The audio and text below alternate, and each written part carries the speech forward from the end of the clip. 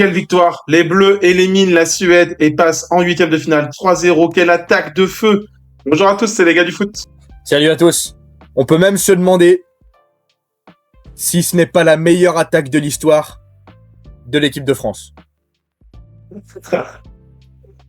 Allez, c'est parti. Dans ce 16e de finale, l'équipe de France élimine donc la Suède 3-0, doublé d'Mbappé, but de Barcola, doublé de passes décisives de Michael Olise. L'attaque a été exceptionnelle. Au niveau de la compo, on avait la composition classique, donc Maignan, Koundé à droite, qui a fait honnêtement, je trouve déjà, son meilleur match. C'était pas un match exceptionnel, mais son meilleur match depuis le début de la compétition. C'est pas peu dire non plus. C'était pas compliqué en même temps. Ouais. On avait en charnière Saliba ou Upamecano. À gauche, on avait le côté gauche qui était renouvelé, donc Lucas Digne et Bradley Barcola. Le double pivot, du coup, Tchouaméni, Rabiot, malgré les bonnes performances de Manu Koné. Et en pointe, on avait forcément, du coup, Mbappé avec Olise dessous. Et à droite, Ousmane Dembélé. La titularisation de Barcola, surdoué. On l'avait pas forcément vu venir, mais ça a permis de voir une attaque un peu différente avec plus d'appels. Qu'est-ce que tu en as pensé, toi, Vivien? Ouais, je pense vraiment que de ce que j'ai vu, lu et puis entendu, le côté gauche, Digne et Barcola, sauf énorme surprise, ils ont quand même pris de l'avance sur Doué et Théo Hernandez dans la tête de Didier Deschamps aujourd'hui. Et même Adrien Rabiot par rapport à Manu Koné, malheureusement pour Manu Koné qui faisait des belles prestations. Mais je pense que Didier Deschamps, là on arrive en huitième de finale, il a trouvé son équipe type totale. Donc voilà. Après j'ai beaucoup aimé l'activité de Bradley Barcola qui percute énormément, il fait énormément d'efforts, etc. Digne est très solide défensivement, je trouve. Oui, bien sûr. Moins d'apports offensifs, mais solide.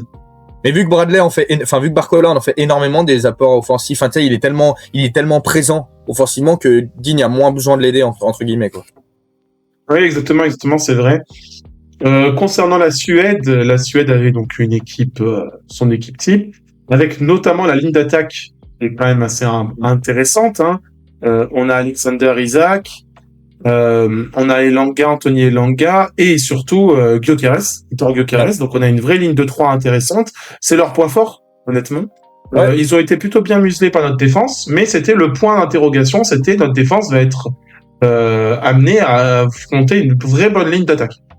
Sur le début du match, on a directement vu comment allaient fonctionner les Suédois. Hein. Ils lançaient à chaque fois les trois rapides devant. Enfin, Gyökeres, Isak et Elanga, c'était le but de contrer, de sauter des lignes, sauter notre milieu de terrain pour aller chercher en profondeur Gyökeres ou Isak notamment. Et on a répondu présent. Tu as raison. Et même les latéraux m'ont rassuré sur ce match. Alors même si tout n'était pas parfait pour Koundé, ça m'a quand même rassuré. Non, je te rejoins totalement, je suis totalement d'accord avec toi. C'est ce que je disais, je pense que Koundé a fait son meilleur match. Alors offensivement, c'est toujours pas des folies, hein, même s'il dédoublait plutôt pas mal avec Ousmane Dembélé. C'est juste qu'après, il n'y avait pas de passe ou de différence significative. Même s'il y en a eu quelques-unes correctes, mais c'est surtout défensivement qu'il y a eu un bon apport.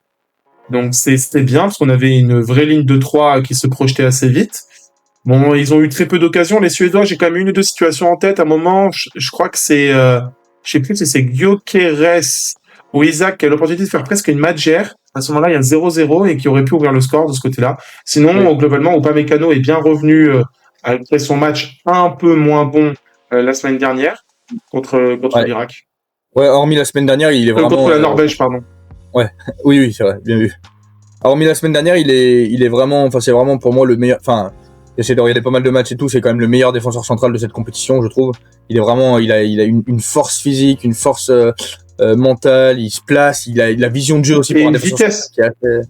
Et puis une vitesse et une réactivité pour son gabarit qui est vraiment très bonne aussi. Hein. Ouais, il a tout pour lui, ouais, c'est vraiment incroyable.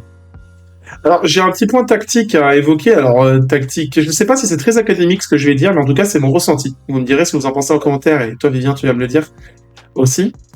Justement, sur cette sensation d'équipe coupée en deux de la Suède, bon, forcément, les longs ballons et le bloc défensif bas étaient une stratégie définie. Mais je pense que ce côté gauche, Lucas Digne Barcola, encourage ça.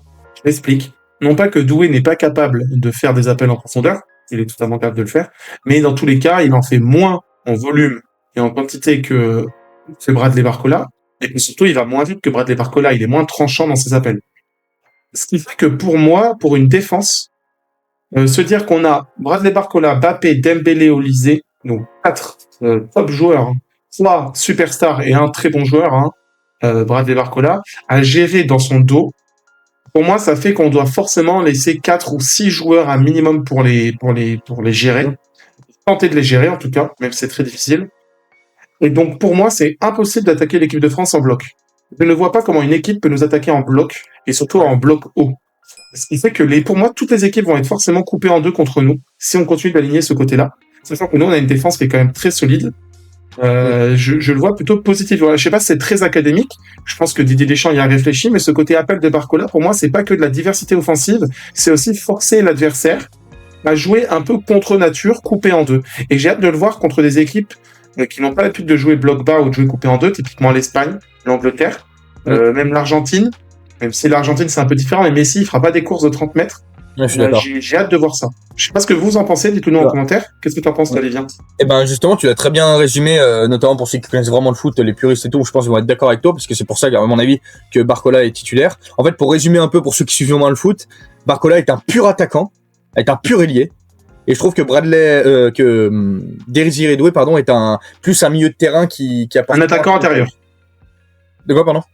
Ce qu'on appelle un attaquant intérieur, en fait. Ah, voilà, c'est ça, exactement. Mais tu sais, en gros, Désiré Doué, globalement, il est plus milieu de terrain, plus créateur, et alors que Bradley Barcola, c'est plus sa vitesse. Bradley Danger, notre interview du joueur du Red Star est en ligne sur la chaîne. C'est ça. Et ouais, Bradley Barcola est plus un attaquant pur, enfin un ailier pur. Ouais, je suis tout à fait d'accord avec toi. Bon, si on passe sur les buts, Mbappé, clutch, finition incroyable. Finition incroyable. Il assume ce rôle de patron.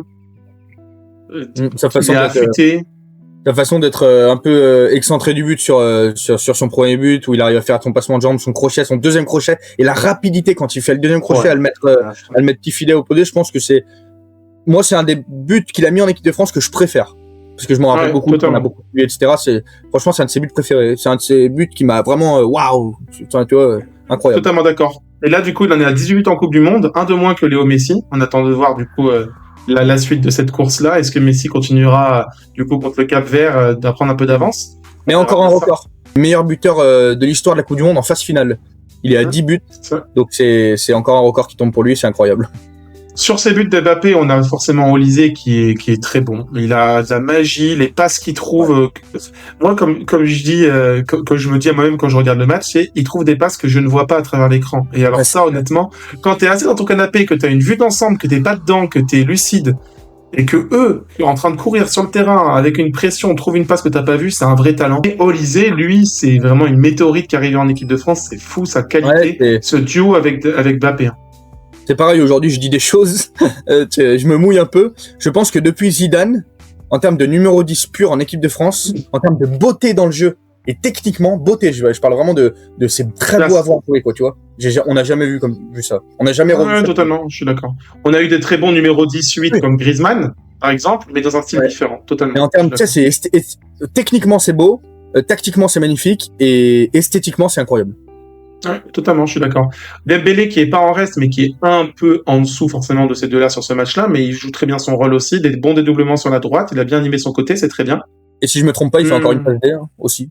Ouais, et alors ça aurait même pu terminer à 4, 5, 6, peut-être 7-0, parce qu'honnêtement, j'ai deux actions où Olysée manque presque des face-à-face, Dembélé qui la met au-dessus, après la volée sublime, là, le ciseau sublime de Olysée, t'aurais pu vraiment tourner à la débandade.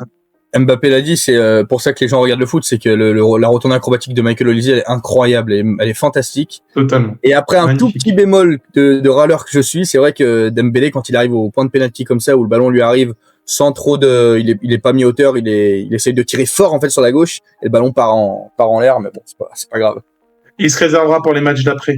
Bon, en tout cas, l'équipe de France très solide. Honnêtement, ça, et je le vois, hein, tout le monde s'enjaille, tout le monde se hype, s'enflamme pour cette équipe de France. Donc, nous aussi, c'est compliqué de rester la tête froide, honnêtement, après des prestations comme ça. Ce n'était que la Suède.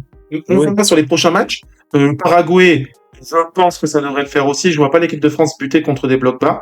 Si je devais aussi relever un match, c'est Tchouaméni. Tchouaméni qui a fait plutôt un bon match aussi, je dirais. Ouais, c'est vrai que Tchouaméni a pris énormément de place au milieu de terrain. Il monte en puissance, en fait. Tchouaméni, c'est ce qui me rassure un peu. J'avais peur après après après la mauvaise même saison du Real Madrid. Tchouaméni, ça me faisait un peu peur et j'avais limite envie de voir plus Koné. Enfin, à la place de Rabiot, Tchouaméni, je savais pas trop, mais Tchouaméni m'a convaincu là. Peut-être un peu plus piqué par justement la prise un peu de pouvoir ou de concurrence de Koné, parce que j'aime beaucoup Tchouaméni sur un rôle de 6, entre guillemets, qui redescend vraiment un peu bas. Je trouve que c'est très équilibrant pour notre équipe qui est un peu coupée en deux, mais là il a vraiment joué plus un rôle de box to boss, ou en tout cas de 6 un peu moins bas, et je pense qu'il a peut-être été piqué par Manu Koné pour conserver sa place auprès d'Adrien Rabiot. Ouais. Donc voilà, très très très encourageant pour l'équipe de France, et on a hâte de la suite. Bon, voilà, qu'est-ce que vous en avez pensé vous en commentaire? Surtout dites-nous un peu votre analyse. Est-ce que vous êtes hyper enthousiaste pour le match de l'équipe de France? Voilà. Que pensez-vous de cette attaque de feu? Est-ce la meilleure attaque de l'histoire des Bleus? À vous de nous dire. Dites-le en commentaire. Et surtout, Vivien, qu'est-ce qu'ils font? Abonnez-vous, on compte sur vous, on est là toute la Coupe du Monde, on débriefe le matin, on débriefe l'équipe de France en vidéo longue sur YouTube, donc abonnez-vous, il y a plein de choses qui arrivent, donc ça va être magnifique. Exactement, et même après la Coupe du Monde. On nous prépare des petits projets, on a les interviews qui arrivent toujours, on aura toujours des petites vidéos analyses sur plusieurs sujets, ça va être très très intéressant. Abonnez-vous, likez la vidéo, partagez, commentez, et puis on vous dit à bientôt. Bye. Salut à tous.